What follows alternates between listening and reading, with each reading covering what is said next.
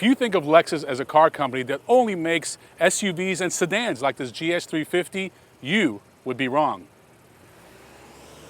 Introducing the 2015 Lexus RCF. This is the first true coupe in the Lexus lineup since 2000. That's when the SC300 and SC400 went out of production, and since then they haven't had a true coupe, but now they do, and this thing is ready to compete with the best from Germany, the best from America, and the best from Japan. Those coupes were followed by a couple of convertibles, the SC430 from 2001 to 2010, and the ISC from 2009 to present. However, these hardtop convertibles were seen by the enthusiast world as softer, more comfortable cars for older buyers. Lexus, like all brands, is trying to attract younger buyers, and they are putting a lot of stock in the RC lineup, which includes the RC350, the RC350 F Sport, and this top-of-the-line high-performance RCF. This is an all-new platform for Lexus. Well, sort of. It's actually a hybrid of three existing platforms, the GS, the IS, and the ISC. But all you need to know is that this is an all-new model, and it's extremely rigid. That's very important because you need that on the track. So rigid, in fact, that it could be made into a convertible, but my sources at Lexus tell me they're not going to do that. They want to keep the purity and integrity of a true high-performance coupe. The RC is more than ready to compete with the heavily contested entry-level performance luxury segment, which includes the BMW 4 Series, Audi A5, S5, and RS5, Mercedes-Benz C Coupe, Infiniti Q60, and Cadillac ATS Coupe. As you can see, the styling for the RC lineup is aggressive and athletic. Everything from this big bulging hood to all the massive flares around the car. Now, up front we have this massive spindle grille. In fact, it's the largest spindle grille in any Lexus vehicle. You also have these massive air intakes. That's designed to keep this 5-liter V8 engine cool. And the signature L-shaped day running lights. There are several distinguishing design cues that differentiate the RCF from the RC350 and RC350 F Sport. For starters, that spindle grille is unique, as are the massive air intakes. There are also functional side vents and hood vent for additional air intake. Lexus did a great job of making the RC look more upscale thanks to an elongated design, but make no mistake about it, the focus is on performance. The carbon fiber roof adds a lot of sportiness to the RCF, especially in light colors like this ultra white. As much as I like the front of the RCF, this 3/4 ass shot is my favorite. I love everything they've done here, starting with these taillights. They're kind of slim, but they wrap all the way around into the rear quarter panel. That's nice styling. I like how they've taken the bumper here and kind of added this little edge here. That really helps. You can always tell that this is an RCF because you're going to see the quad exhaust pipes, 2 on each side. You also have this massive F badging that's only going to be on a true F, not an F Sport, but a true F. And of course, this integrated spoiler I think is brilliant, but it's especially brilliant in the carbon fiber. Kind of stands out in contrast. It doesn't work with every color, but it really works on this white color. The carbon fiber rear spoiler is functional. Depending on the mode you're in, if you're in eco mode at 80 miles per hour, it will activate automatically. If you're in any other mode, it'll activate at 50 miles per hour. You also have the option to push a button on the lower left side of the instrument panel to activate it manually. Another design cue I like that Lexus has incorporated into the RC is this kind of 3-sided rear deck lid.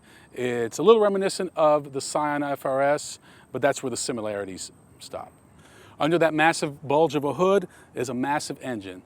This is a 5-liter V8 engine that produces 469 horsepower and 387 pound-feet of torque. This is an all-new 32-valve V8 engine for Lexus, codenamed the 2UR-GSE for all you car geeks out there, and it's a blast. It's made it to an 8-speed Sport Direct Shift transmission.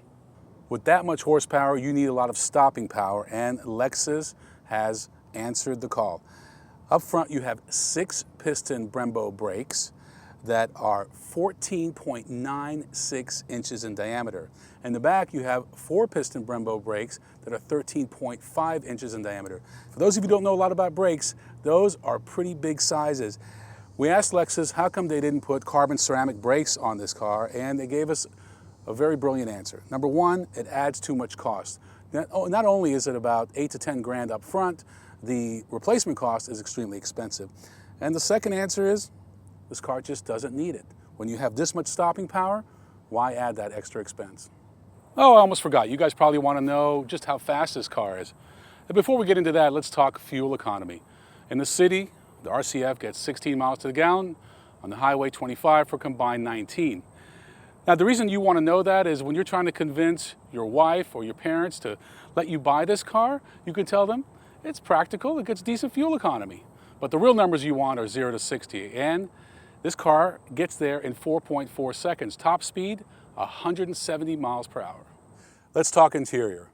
I like what Lexus has done here. They've really kind of went through this horizontal design change a few years ago, and I think it works. It works in all their cars. It really works in the RCF.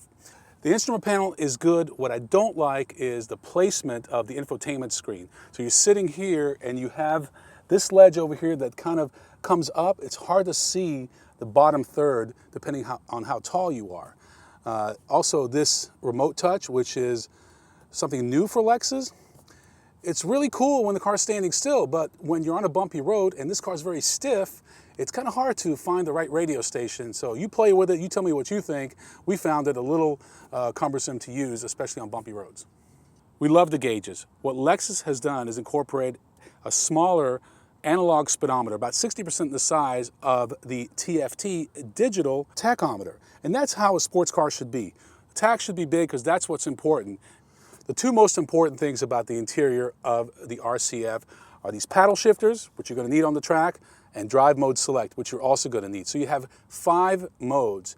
Eco, which you should never be in this car. Normal, good for normal driving.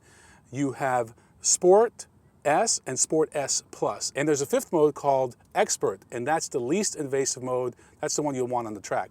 Lexus told us there's actually a secret 6th mode. They didn't tell us how to get there, but they said you need FBI clearance in order to access it. No backseat at this segment's any good. They all suck. And luckily the RCF is no exception. As you can see, unless I move this seat way forward, no one's getting back here. There should be a warning sign for amputees and contortionists only. Actually, what these should be used for is to put an extra set of tires for going on the track. And you know what? That's where we're headed. So this is the 2015 Lexus RCF. Not your normal test drive. So they put us on this track, Monticello Race Club in New York. Beautiful 4.1 mile track with over 400 feet of elevation. Brilliant track, very technical, and really an opportunity to showcase what the RCF can do. We're here to test the braking, the handling, acceleration. So one of the concerns that some people had is that this car doesn't have carbon ceramic brakes, but it's got massive Brembos, almost 15-inch up front, just under 14 in the back. And we've been driving this all day. Haven't noticed any brake fading yet, so obviously the brakes are holding up. Steering is very precise. Love these seats too, they really hold you in. I'm really impressed with what Lexus has done here. This is by far the most impressed I've ever been with any Lexus vehicle. And I'm not counting the LFA because that's just not a regular vehicle by any stretch of the imagination. But there's a lot of LFA in this car. I think it's going to go a long way to helping the brand attract younger buyers, making it feel sportier. This is going to be a true halo car for Lexus. Pricing for the RCF starts at $62,000. Key packages are the $4,400 premium package, which includes heated and ventilated front seats and carbon fiber interior trim. The critical package to get is the $5,500 performance package, which includes carbon fiber roof, carbon rear wing, and torque vectoring rear differential. Unfortunately, the premium package is a prerequisite for the performance package, so expect to pay about $10,000 if you want the cool carbon fiber roof. So you want to put me on the spot and force me to make a recommendation. Well, I've given it some thought, and here goes. In 4th place, I'm going to put the Audi RS5, only because it's an all-wheel drive vehicle, the rest aren't, so it goes to 4th place. In 3rd place, I'm going to put the Mercedes-Benz C63 because Honestly, that's more of a muscle car and less of a track car. So at the end of the day, you've got the RCF versus the all-new M4. Luckily, I've driven both cars extensively and had a good chance to take them on the track, take them on the streets. And I'm going to go with the Lexus RCF. And here's why. Number one, reliability. I just have more faith in the Lexus brand down the road. Not in the first 3 years, 4 years necessarily, but later on down the road, I do have a little more faith in this particular brand. Next is the difference between a V8 engine and a turbocharged 6. I love the way the M4 drives. What I didn't like is how much artificial sound they had to pump into that vehicle to make it sound like a V8. And at the end of the day, it sounded like a poorly produced video game.